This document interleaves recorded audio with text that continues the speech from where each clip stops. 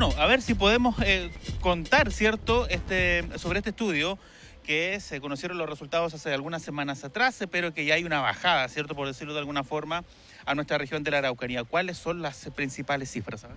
Sí, mira, comentar que el estudio efectivamente es un estudio de población general.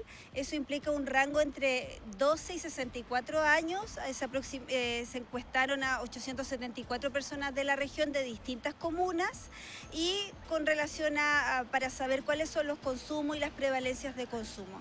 Y ahí tenemos algunas noticias que son bien favorables con relación a algunos consumos de alcohol, por ejemplo. Tuvimos una baja desde el año 2020 a la aplicación del 2022 de los consumos de alcohol de 2 puntos, que es una buena cifra.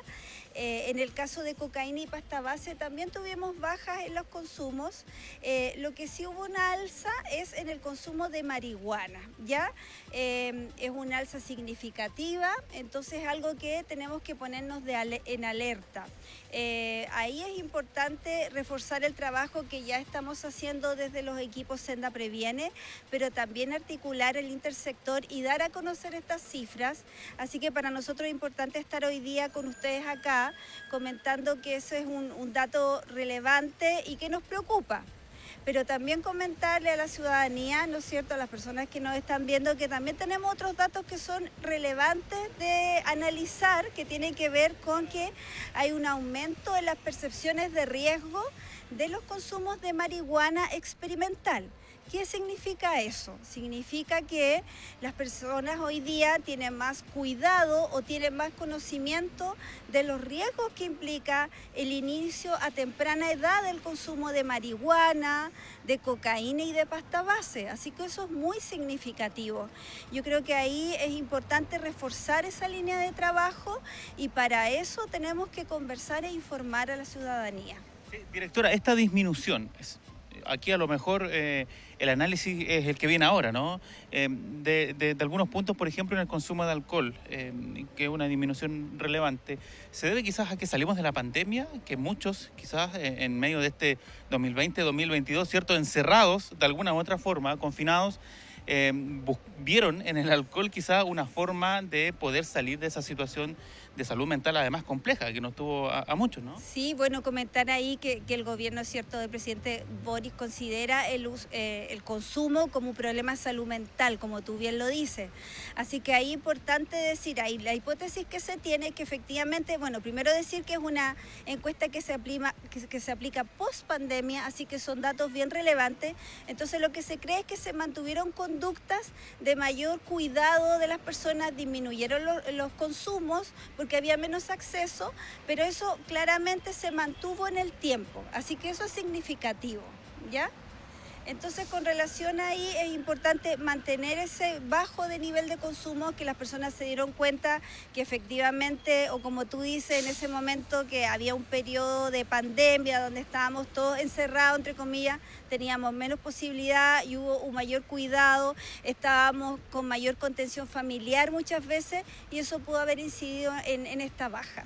Ahora, directora, ¿qué se proyecta o hay que esperar, ¿cierto?, el otro estudio ya en tiempo más, pero estos números, estas disminuciones, a excepción, ¿cierto?, del consumo de marihuana, que aumentó en un porcentaje importante, ¿qué se puede proyectar con estos datos? Sí, ahí, bueno, comentar que, como tú dices, esta es una alza, ¿no es cierto?, que se tiene que ver para que sea una tendencia de aumento de consumo en un segundo estudio, ¿ya?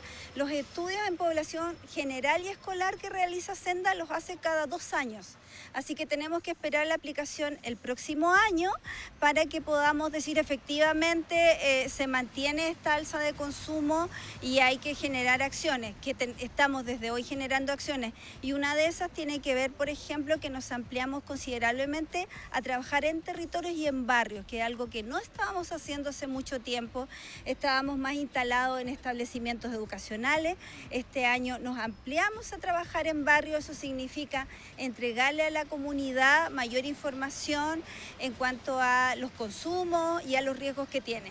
¿Hay edades? ¿Se definieron edades, por ejemplo, directora? No sé, jóvenes entre 17 y 25 años son los que más consumen alcohol, por ejemplo, datos así. Sí, lo que pasa es que este estudio, como lo dije anteriormente, nos entrega datos de un rango entre 12 y 64 años. Todavía no hemos recibido el estudio más en detalle donde nos entrega estas definiciones que tú nos dices. Esperamos que ahora en marzo nos lleguen el documento ya más en detalle, más robusto, donde nos va dando efectivamente cuáles son los rangos donde hay mayores consumos o aumento de los consumos. Lo que sí creemos que, por ejemplo, las personas que están en situación ya en el ámbito laboral efectivamente tienen más posibilidades de acceder, ¿no es cierto?, a consumir, ya que tienen más acceso, hay un recurso ahí disponible. Sí. Miguel Ángel Carrillo, no sé si tiene preguntas desde el estudio.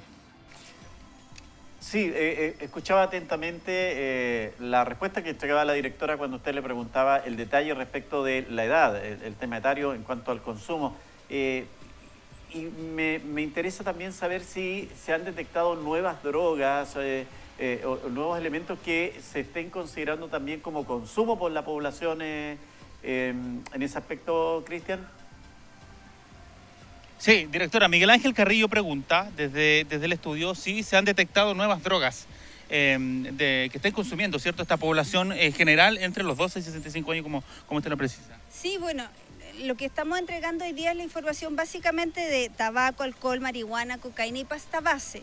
En el estudio más en detalle que nos llega en el mes de marzo hay otra serie de drogas, por ejemplo, que están consultadas a la ciudadanía, como fentanilo, por ejemplo, tusi, pero no tenemos el detalle a nivel regional, así que esperamos prontamente tener ese detalle e informarlo a la ciudadanía. Ya entonces en el mes de marzo podríamos tener esa información respecto a la incorporación de estas drogas que de alguna u otra forma son, por decirlo de alguna forma, nuevas, ¿no? O que no sé, sobre todo el tema del fentanilo. Pero no crean, lo que pasa es que desde los estudios de población general se está consultando hace varios años con relación a los consumos de fentanilo y la prevalencia es súper baja, es de un 0,02% de las personas entrevistadas que dicen haber consumido.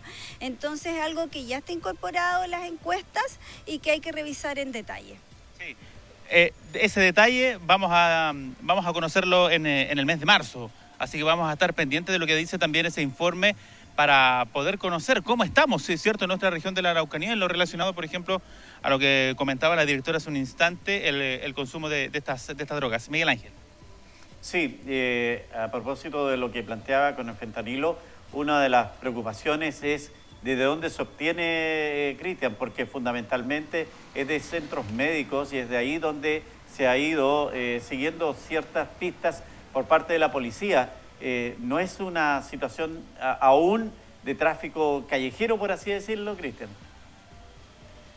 Sí, claro que sí. Al menos lo que se conoce, la información que se maneja es precisamente esa, ¿no?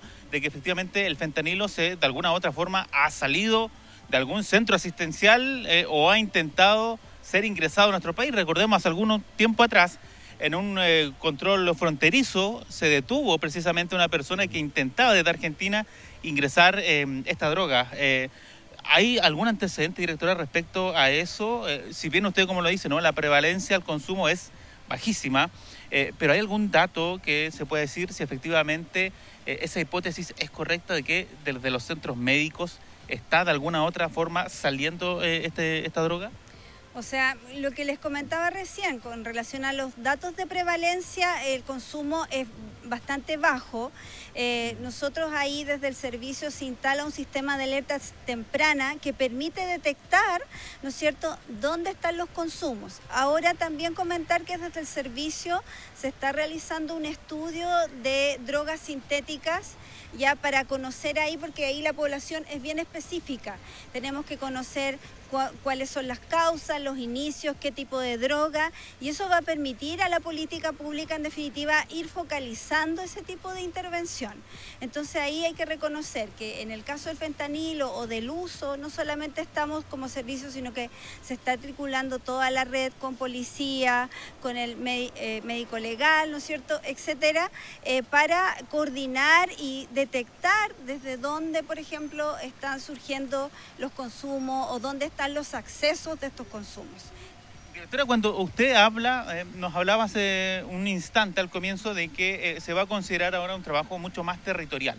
Estamos hablando de llegar a poblaciones, a villas, a juntas de vecinos, de eso estamos hablando, ¿no? Sí, de todas maneras, nosotros empezamos a trabajar este año fuertemente a través de nuestros equipos Senda Previene en 22 comunas, en 63 barrios, directamente trabajando prevención del consumo de alcohol y droga, directamente con los actores más involucrados de las comunidades, los dirigentes de juntas de vecinos, ¿no es cierto?, dirigentes deportivos, porque creemos que ahí es importante empezar a conversar esta temática, sensibilizarnos y generar un trabajo que sea sistemático en el tiempo y que nos permita retardar los inicios del consumo de alcohol y drogas de los niños, niñas y jóvenes y adolescentes de la región. Miguel Ángel Carrillo, no sé si tiene algo más que sumar. No, lo último que también a lo mejor es una percepción respecto del tráfico de drogas prohibidas, que hasta hace algunos años en la Araucanía decían ruta, tránsito, pasaba, pero las diversas incautaciones que ha hecho la policía da la sensación que ya no somos pasadizos, que se está quedando la droga que hay en la Araucanía, que hay consumidores, que hay gente que está adquiriendo este tipo de sustancias, Cristian. Sí, exactamente. Hasta hace algún tiempo éramos solamente el paso de la droga, ¿no? Que por lo general llegaba hasta la región de los lagos, fundamentalmente, pero durante el año pasado, sobre todo, hubo varios procedimientos por parte de carabineros que de alguna u otra forma permitieron, ¿cierto?, poder incautar estos alucinógenos que intentaban llegar al sur de nuestro país. Es más allá del procedimiento policial, directora. Seguimos con esa hipótesis, ¿no?, por decirlo de alguna forma, de que somos solamente una región de paso de la droga, o podemos decir que de alguna u otra forma se ha establecido algo acá ya en nuestra región. Bueno, nosotros esperamos esperamos que no sea paso de ninguna droga, primero que nada, pero decir que efectivamente como región tenemos ese factor de riesgo. Hay un paso fronterizo donde las posibilidades de ingreso de cualquier tipo de droga está siempre instalado. Entonces hay que estar ahí siempre alerta, por eso se instala este sistema de alerta temprana donde se articula con las policías efectivamente que hacen estos procesos de incautación y se va detectando si efectivamente es un paso, ¿no es cierto?, o se instala en la región. De acuerdo a los datos, como recién le estamos comentando, hasta el momento pensamos que no, ya que los consumos han disminuido, es una buena noticia, excepto marihuana, pero esperamos que sea de paso. Sí, claro que sí. Estudio que vamos a estar profundizando, lo más seguro, directora, en el mes de marzo, cuando ya tengamos datos, como lo comentábamos al comienzo, ¿no?, de edades, de otras drogas que quizás también se están incorporando. Así que, Lizy Cerda, directora de Senda de nuestra región de la Araucanía, le agradecemos por su tiempo, directora, por darse unos minutos de conversar con nosotros y bajarnos algunos datos respecto a este estudio. Muchas gracias. Sí, efectivamente, saludar a todos y a todas y gracias por esta conversación.